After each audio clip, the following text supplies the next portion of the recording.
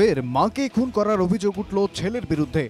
রাজারহাটে বৈদিক ভিলেজের একটি আবাসনে শুক্রবার সকালে বছর 58 প্রৌঢ়া দেবযানী মজুমদারের রক্তাক্ত দেহ উদ্ধার করে পুলিশ।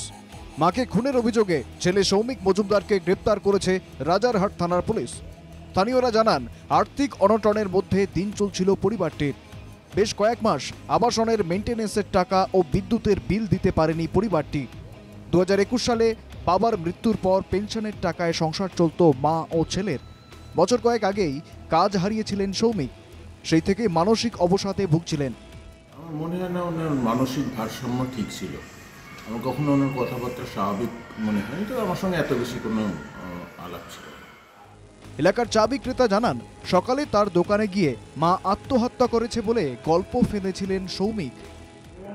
আমি তার দোকান খুলেছি, ও আমার দোকানে রেখে ছেলেটা দোকানে গিয়ে বলছে আমার মা নিজের গলায় নিজের ছুরি বসেছে, চলো না একটু দেখতেছি। আমি বললাম যে আমি ভয় তখন আসিনি ওর সাথে একা। তখন সিকিউরিটিতে খবর করলাম, সিকিউরিটিরা 4-5 জন আসলো, ওদের সঙ্গে এসে দেখলাম যে মর্মান্তিক দৃশ্য, গলা কাটা অবস্থায় পড়ে আছে।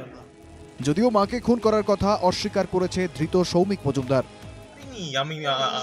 আমি সকালে উঠে দেখি এরকম অবস্থা। আচ্ছা, আপনার নাম কি? সৌমিক মজুমদার। আপনি কি করেন? হ্যাঁ, আপনি কি করেন? আপনি কি করেন?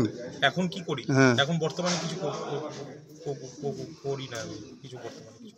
ছুরি দিয়ে মাকে খুন করা হয়েছে, সেই ছুরিটিও একেবারে বাজেয়াপ্ত করা হয়েছে পুলিশের তরফ থেকে। গোটা ঘটনার তদন্ত করছে রাজারহাট থানার পুলিশ। রাজারহাট থেকে বিধান নস্কর, NK TV বাংলা।